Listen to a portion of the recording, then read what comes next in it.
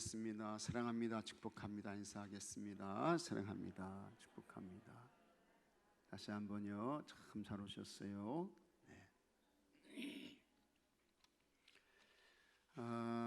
우리 속회공가 없으신 분 계셔요? 속회공가 없으신 분 손 한번 들어보셔요. 우리 김춘혜 집사님은 안 받으셨나요?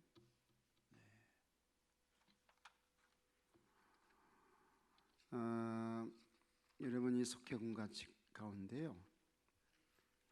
이제 2페이지를 펴보십시오. 2페이지를 펴시는데요. 이 공가가 우리에게 말씀해 주는 것은 지금 이제 예수님, 이분이 그리스도다. 이걸 이제 이야기하려고 하는 거예요. 예수님이 그리스도다. 같이 하겠습니다. 예수님이 그리스도다.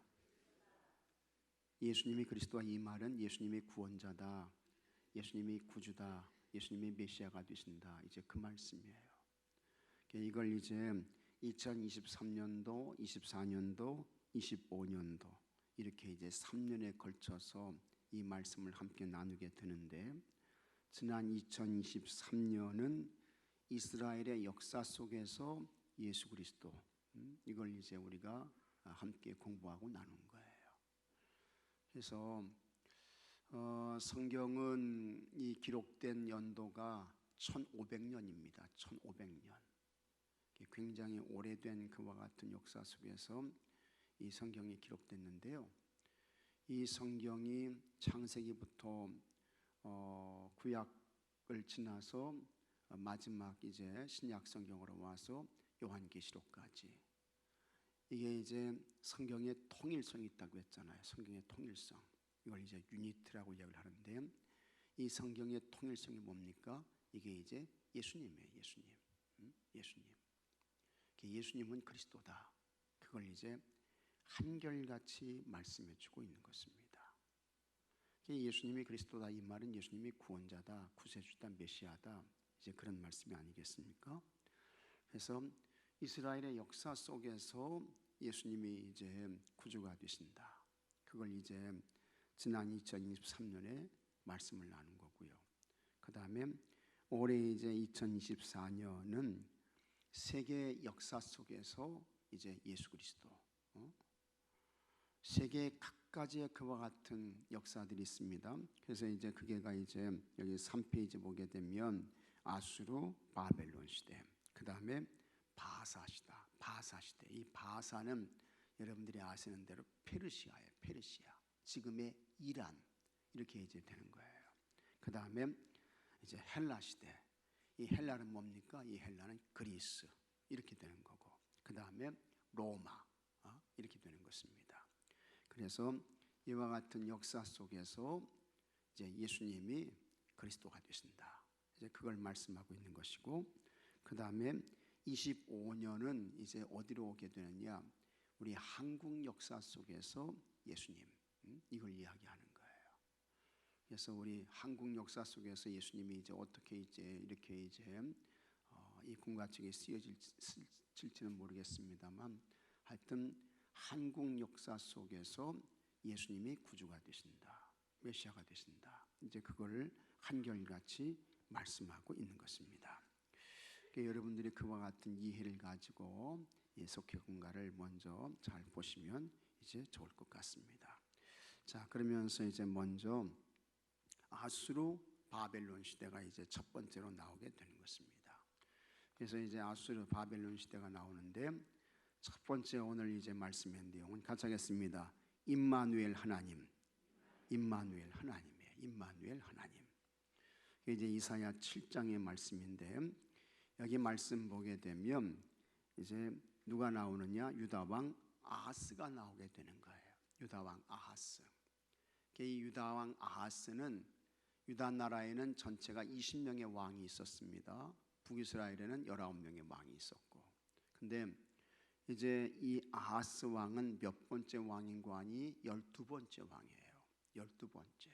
그 다음에 13번째가 누가 되는 겁니까? 13번째가 히스기야 왕이 되는 거예요.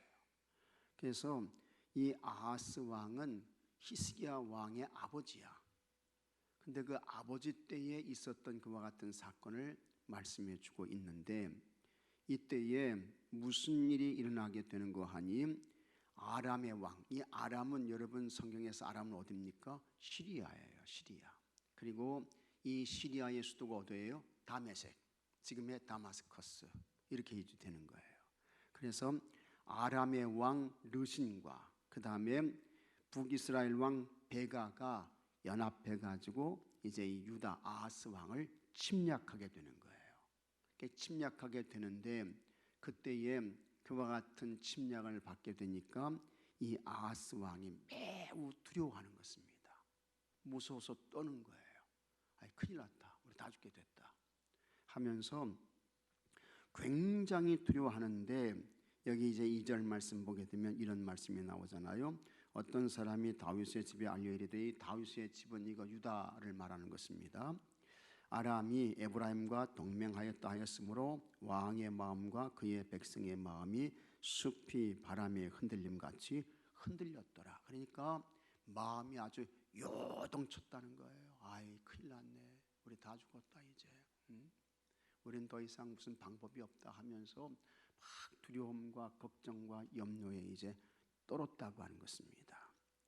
그때에 하나님께서 이사야 선지자를 통해서 아주 확실한 그와 같은 증거를 주셨는데, 그게 이제 뭡니까? 그게 이제 14절 말씀이에요. 14절 말씀. 너 그렇게 떨 거 아니다. 너 그렇게 무서워할 거 아니다.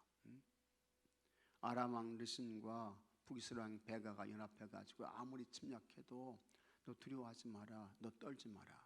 그러면서 하나님께서 한 징조를 말씀하시는 거예요. 그 징조를 말씀하셨는데, 그 징조가 처녀를 잉태해서 아들을 낳는다. 근데 그 아들의 이름이 뭡니까? 임마누엘이야.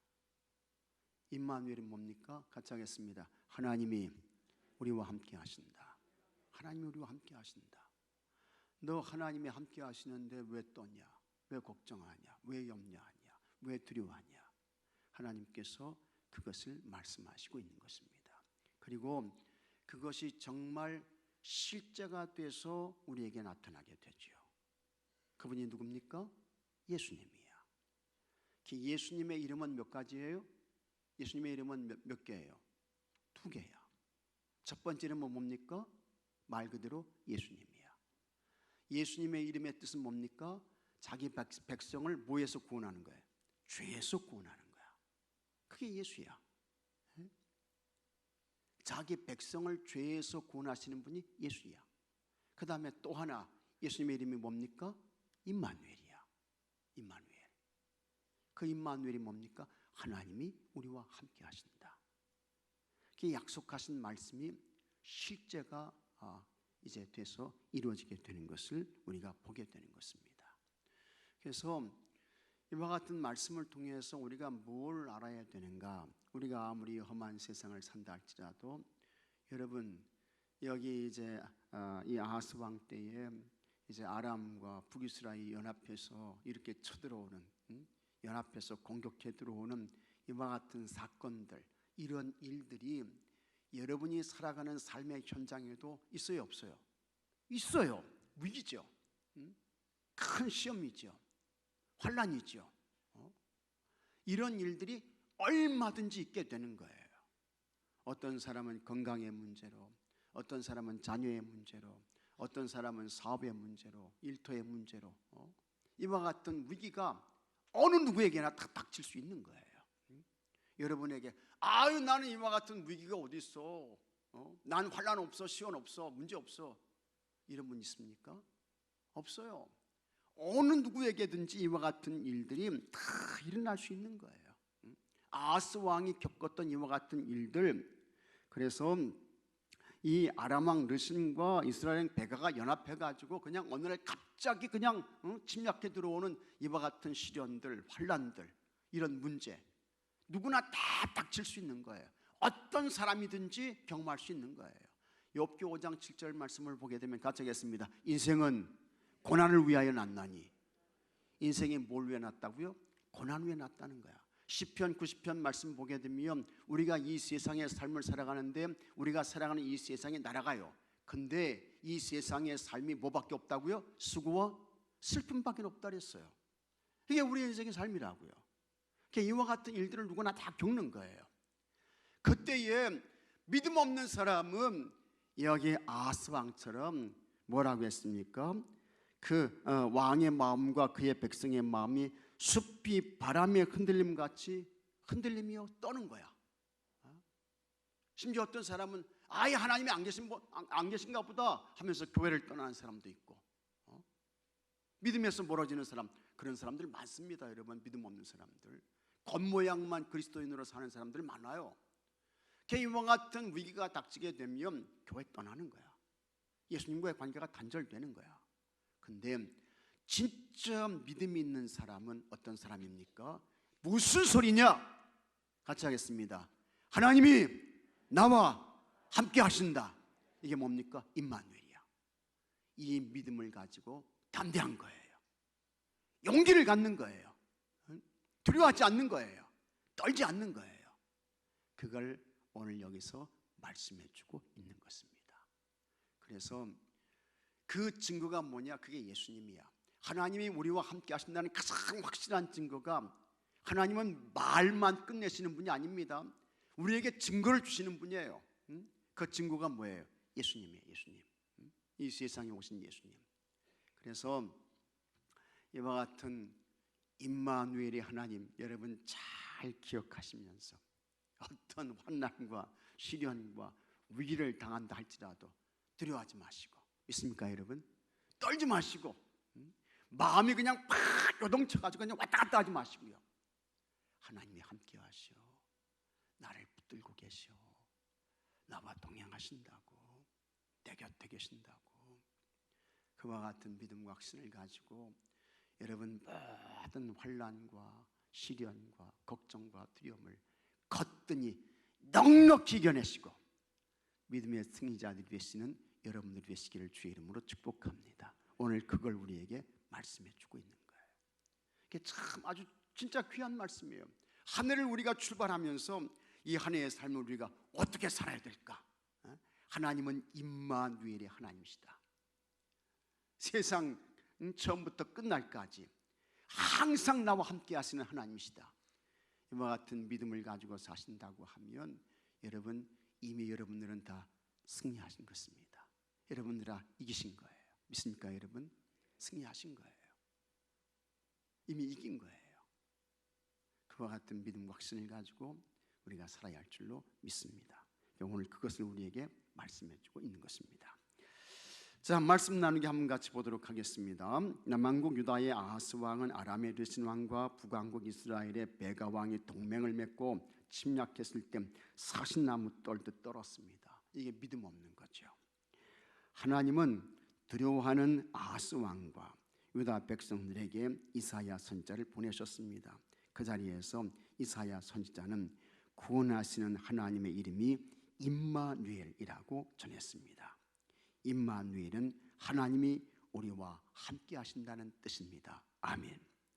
임마누엘의 하나님은 어떤 일을 행하십니까? 첫째, 마음이 흔들릴 때 붙잡아 주신다 라고 하는 것입니다. 기도하셔요. 마음이 요동치시는 분들 기도하세요. 내 마음 붙잡아 주세요. 내 마음 꼭 붙잡아 주세요. 두려워하지 않도록, 떨지 않도록. 남왕국 유다의 12번째 왕인 아하스 때의 아람과 북왕국 이스라엘이 예루살렘을 침공해 왔습니다. 아하스의 이름 뜻은 여호와가 붙잡고 있다. 참 좋은 이름이에요. 그런데 그 이름 뜻과 달리 하나님을 의지하지도 도움을 구하지도 않았습니다. 이제 이 아하스 왕은 좋은 왕 아니었습니다. 악한 왕이었습니다. 아하스 왕과 백성들의 마음은 센 바람 앞에서 요동하는 숯불처럼 흔들렸고 공포와 불안에 떨었습니다. 이런 말씀을 보면서 여러분 자신은 어떤가 확인하셔야 돼요. 하나님은 그들에게 이사야 선지자를 보내 적들은 타다 남은 나무 토막에 불과해 계획한 일을 이루지 못할 것이니 두려워하지 말라고 위로해 주셨습니다. 그것이 여러분 4절의 말씀입니다. 자, 4절 말씀 한번 같이 읽어보겠습니다. 그에게 이르기를 너는 삼가며 조용하라. 르신과 아람과 르말리아의 아들이 심히 노할지라도 이들은 연기나는 두 부직갱이 구루터기에 불과하니 두려워하지 말며 낙심하지 말라. 아멘. 아무것도 아니라는 거예요. 그냥 타다나면 부직갱이, 그것밖에 아무것도 아니라는 거야. 어떤 힘과 능력도 발휘할 수 없다는 거예요. 하나님이 함께 하시니까 안 되는 거예요. 그냥 걱정하지 말아라. 이제 말씀해 주고 있는 것입니다. 모든 일을 이루시는 분은 하나님이십니다. 우리의 삶이 흔들릴 때 붙잡아 주시는 분은 임마누엘 하나님이십니다. 믿습니까 여러분? 약할 때 강하게 붙들어 주시는 임마누엘 하나님을 믿고 의지한다면 두려워할 이유가 없습니다. 하나님이 함께 하신다. 임마누엘의 확신을 가지고 여러분 이 한 해를 여러분 앞에 어떤 시련과 도전이 있다 할지라도 떨지 않고 두려워하지 않고 무서워하지 않고 숨지 않고 도망가지 않고 담대하게 앞을 향해서 나가시는 여러분들이 되시기를 축복합니다. 그 다음에 두 번째, 임마누엘 하나님은 어떤 일을 하십니까? 구원의 징조를 보여주신다 말씀하고 있습니다. 하나님은 이스라엘을 통해 아하스 왕에게 하나님의 징조를 구하라고 말씀하셨습니다. 그때 구해야죠. 하나님 징조를 보여주세요. 구해야지. 그런데 이 아하스는 믿음이 없는 사람이었습니다. 그래서 구하지 않아요. 그러나 아하스는 구하지 않았습니다. 하나님의 도움보다 아수를 더 의지했기 때문입니다. 이사야 선지자는 아하스 왕이 구하지 않자 처녀가 잉태하여 아들을 낳을 것이라고 예언했습니다. 이는 다윗의 집안을 지키겠다는 구원의 약속이었습니다. 임마누엘은 위기에 처한 백성들과 함께 하시려고 인간의 몸으로 오시는 예수님을 가리킵니다. 메시아이신 예수님은 말씀이 육신이 되어 우리 가운데 거하시는 분이요. 믿습니까 여러분? 우리 가운데 거하신다는 거야. 하나님이요 내 안에 거하신다는 거예요. 이게 참 얼마나 큰 축복의 말씀입니까? 하나님이 우리 안에 거하신다. 하나님이 내 안에 계신다. 그래서 메시아이신 예수님은 말씀이 육신이 되어 우리 가운데 거하시는 분이요 세상 끝날까지 우리와 항상 함께 계시는 영원한 하나님이십니다. 믿으시면 아멘 하십시오.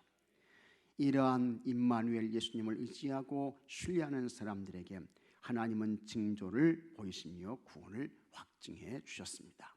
그 다음에 세 번째, 불신앙에 대해 경고해 주신다라는 것입니다. 유다왕 아하스는 이사야가 전한 말씀을 듣고도 하나님을 신뢰하지 않고 세상의 힘인 아수를 의지했습니다. 아하스 왕의 불순종을 지켜보신 하나님은 지금까지 경험해 보지 못한 혹독한 심판이 유다에게 임할 것을 경고하셨습니다. 유다가 의지했던 아수르가 역으로 유다를 심판하는 도구가 될 것이라고 하셨습니다. 하나님이 미리 경고하신 이유는 돌이킬 기회를 주시기 위해서였습니다. 그러나 그들은 끝까지 순종하지 않으므로 멸망당하고 말았습니다. 하나님의 경고를 듣고 돌이키는 자는 구원을 받지만 자기 고집을 버리지 않는 교만한 사람에게는 무서운 심판이 따릅니다.